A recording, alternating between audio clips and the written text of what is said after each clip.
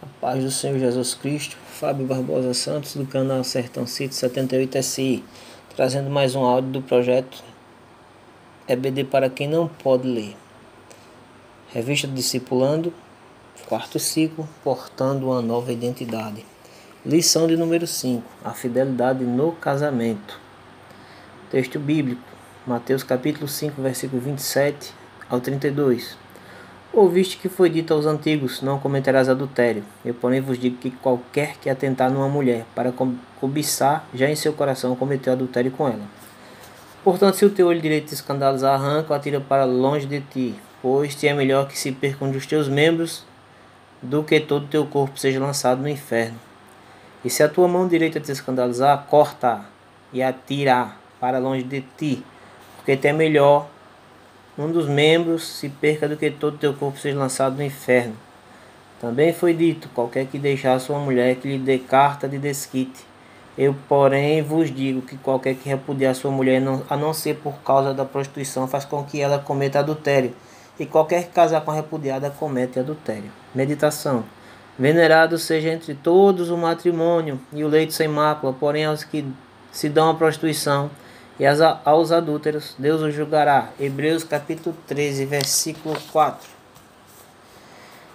Comentário e introdução. Estudaremos hoje o segundo caso concreto de justiça mais elevada dos 6 que Jesus mencionou em sequência até o final do capítulo 5 de Mateus. Neste segundo caso está em foco o 7º mandamento do Decálogo, não cometerás adultério. Mais uma vez Jesus chama a atenção para o coração. Ele afirma que tão errado quanto a ação pecaminosa é a intenção pecaminosa, e que Deus olha tanto a ação quanto a intenção, no caso específico do adultério. Não basta não cometê-lo, é preciso não dar lugar à luxúria no coração, pois aquele que permite que a luxúria domine a sua alma, mesmo que não chegue a cometer adultério fisicamente, no seu coração já a cometeu. Isso significa também que a melhor forma de evitar a violação do 7º mandamento é não dar lugar à luxúria em seu coração. Jesus condena a luxúria. Primeiro tópico, subtópico primeiro. Luxúria é algo sério. Na sociedade de hoje, a luxúria infelizmente já é vista como algo normal, quando na verdade ela trata-se de algo pernicioso para a vida das pessoas, como o próprio Jesus asseverou em seu Sermão da Montanha. Para Jesus a luxúria era algo sério. O termo traduzido para cobiçar, na verdade, no versículo 28, 5, no original grego é epitúmia, que significa desejo intenso por algo ilícito. Enfim, luxúria é lascívia, como explica o teólogo Donald Stamps. Não é o pensamento repentino que Satanás pode colocar na mente de uma pessoa, nem um desejo impróprio que surge de repente. Trata-se, pelo contrário, de um pensamento ou desejo errado aprovado pela nossa vontade. É um desejo imoral que a pessoa procura realizar caso surja a oportunidade. É o desejo íntimo de prazer sexual ilícito, imaginado e não resistido. É isso que Jesus está condenando explicitamente nessa passagem, e que é a porta para a infidelidade conjugal. Primeiro tópico, segundo subtópico. Arranca-o e tira-o para longe de ti. A luxúria é algo tão sério e ao mesmo tempo tão fácil de crescer no coração, quando a pessoa lhe dá lugar, que Jesus usa uma forte figura de linguagem para enfatizar aos seus discípulos a necessidade de repeti-la radicalmente de suas vidas, desde suas primeiras manifestações. Ela é um mal que deve ser cortado radicalmente, isto é, pela raiz, porque a luxúria, uma vez alimentada, só cresce. A figura que Jesus usa para descrever a atitude que devemos tomar diante da luxúria é a de alguém que arranca o seu próprio olho ou a sua própria mão para que não se corrompa. A ideia aqui, obviamente, não é de arrancar os olhos e mãos, literalmente, mas sim a ideia de que, se olhar um problema, você pode evitá-lo. Ou seja, parafraseando e contextualizando essas palavras de Jesus para os dias de hoje, significa: você conhece suas fragilidades e sabe que não pode ficar brincando com determinadas coisas, porque elas poderão despertar em você desejos impuros. Então não dê ocasião para elas, mas corte radicalmente todo tipo de situação que possa despertar a luxúria em seu coração. Talvez o que provoca isso em você não é ao mesmo tempo tão provocativo para outra pessoa, mas o que importa é que você identifique o que atrapalhou nessa área e corte radicalmente a sua vida, tudo aquilo que é fonte de alimentação de luxúria, para você determinados filmes, revistas, programas, sites, etc. Segundo tópico, primeiro subtópico. A intenção do coração transparecerá nos membros do corpo. O pecado nasce no coração. Durante seu ministério, não apenas no Sermão da Montanha, Jesus enfatizou que o pecado nasce no coração do homem. Um dos momentos em que o fez está registrado no Evangelho de Marcos, onde ele afirma: porque do interior do coração dos homens saem os maus pensamentos, os adultérios, as prostituições, os homicídios, os furtos, a avareza, as maldades, o engano, a loucura. Todos esses males procedem. Todos esses males procedem de dentro e contaminam o homem. É por isso que Salomão escreveu: sobre tudo que se deve guardar, guarda o teu coração, porque dele procedem as saídas da vida. Tiago, irmão do Senhor, é claro quando a origem das tentações. Ele declara que elas não provêm de Deus e também não faz nenhuma referência a elas procederem diretamente do diabo do mundo. O apóstolo assevera, conforme aprendeu com Jesus, que a tentação, na sua origem, na verdade, no próprio ser humano, em sua natureza pecaminosa. Ou seja, o mundo e o diabo são apenas agentes indutores externos da tentação. Segundo tópico, segundo subtópico, a natureza pecaminosa. O problema do pecado está no fato de que os homens são pecadores por natureza. É verdade que a tentação envolve induções externas, porém o pecado sempre é a escolha da pessoa que o comete. Em alguns momentos, o desejo de fazer o que é errado pode estar já presente de forma natural. Em outras vezes, pode ser estimulado externamente, mas em qualquer dos casos, o indivíduo sempre é o responsável. O pecado nunca vem de fora para dentro, ele está de dentro de nós. É resultado da nossa natureza. O que vem de fora são apenas estímulos para que o pecado se manifeste dentro de nós.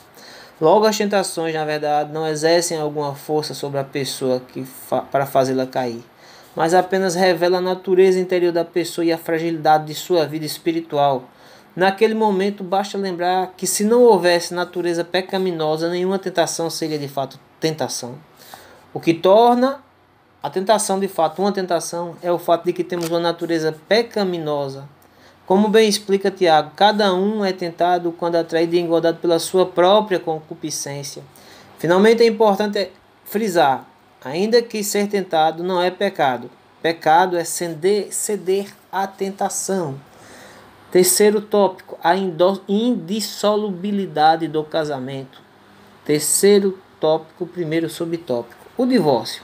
Jesus aproveita o tema do adultério para falar sobre a indissolubilidade do casamento. Ele lembra nos versículos 31 e 32, que é a base dessa lição, que a lei permitiu o divórcio, mas que na verdade muitos desses divórcios acabavam sendo adultérios, autorizados legalmente, pois o correto seria o divórcio só ser permitido de forma excepcional, nos casos de adultério, quando então o cônjuge ofendido teria a possibilidade de divorciar-se e casar-se novamente. Mais à frente, em Mateus, Jesus trata mais detalhes sobre esse assunto e deixará claro que o casamento foi criado por Deus para ser uma instituição indissolúvel. O divórcio em caso de adultério seria apenas uma excepcionalidade. Terceiro tópico, segundo subtópico, a questão do divórcio na época. Na época de Jesus haviam duas correntes judaicas divergentes na interpretação do que a lei mosaica afirmava em relação ao divórcio, Shammai e Léu. A lei mosaica dizia que era permitido o divórcio apenas quando o homem não achasse mais graça em sua esposa por haver nela coisa feia. Shammai, capítulo 3, versículo 2.1. A primeira corrente judaica sobre o assunto, a mais antiga, era do rabino Shammai, que entendia que a expressão coisa feia referia-se ao adultério, de maneira que a lei mosaica estaria afirmando que o divórcio só seria permitido no caso de adultério. 3.2.2 Hillel. Já a seguida corrente liberal, a mais recente, era do rabino Hillel, que chegou a ser contemporâneo de Jesus, tendo falecido, porém, antes que ele desse início ao seu ministério terreno. Hillel interpretava coisa feia como que significasse qualquer coisa desagradável, não apenas como uma referência mosaica ao adultério. E ainda usava com ênfase para essa interpretação a expressão não achar graça em seus olhos, de maneira que na época de Jesus muitas pessoas já se divorciavam por qualquer motivo. 3.23 A palavra de Jesus. Jesus, porém, deixa claro que a interpretação de Shammai estava certa, mas ele foi além, ressaltando também a necessidade de se evitar luxúria no coração. Outro fato importante que se deve levar em conta é que mesmo em caso de adultério, quando o divórcio será excepcionalmente permitido, é possível o perdão e a reconstrução do relacionamento no casal diante de Deus. Pois o que Deus ajuntou, não separe o homem. 3.3. O caso do cônjuge abandonado. Outra exceção que vemos na Bíblia era a permissão do divórcio e o caso do abandono do cônjuge. Nesse caso, na verdade, o cônjuge cristão não buscou o divórcio, ele é que foi abandonado pelo seu esposo. O apóstolo Paulo, escrevendo aos crentes em Corinto, é quem fala desse caso, referindo-se ao cristão que são abandonados por seus cônjuges por causa da sua fé. Paulo assevera que o cônjuge cristão não deve divorciar-se do não cristão, mas ao contrário, fazer tudo para ganhar para Cristo. Entretanto, no caso em que o cônjuge cristão é abandonado pelo não cristão, por causa da sua fé, aquele está obviamente desobrigado de manter-se no casamento. Conclusão. Mais uma vez, Jesus demonstra a superioridade da justiça no reino de Deus em relação à justiça dos fariseus, que condenavam o adultério, mas eram condescendentes em relação ao divórcio, e também a luxúria por apagarem apenas a letra da lei. Não adulterarás, sem refletir sobre aquilo que estava implícito nesse mandamento em relação à nossa vida interior. Inicialmente, até mesmo nos seus discípulos, acharam o posicionamento de Jesus em relação ao divórcio muito rígido. No mundo de hoje, onde a licenciosidade prepondera e onde os relacionamentos conjugais e o sexo são banalizados, as pessoas também tendem a ser condescendentes com o divórcio e a luxúria. Entretanto, como filhos do reino, remamos contra a correnteza da imoralidade deste mundo, afirmando que venerado seja entre todos o matrimônio, o leito sem mácula, porém, aos que se dão à prostituição e os adúlteros, Deus os julgará. Glória a Deus para todos sempre. Mais uma lição, mais um áudio de uma lição narrada. Fábio Barbosa Santos, canal Sertão City. Deus abençoe a todos grandemente. Quem puder e houver necessidade de alguma pessoa que você conheça, você passa esse áudio para que ele possa escutar também o discipulado, já que ele não pode ler. Deus abençoe a todos e a graça de Deus esteja repleta em seus lares e em vossas vidas. Amém.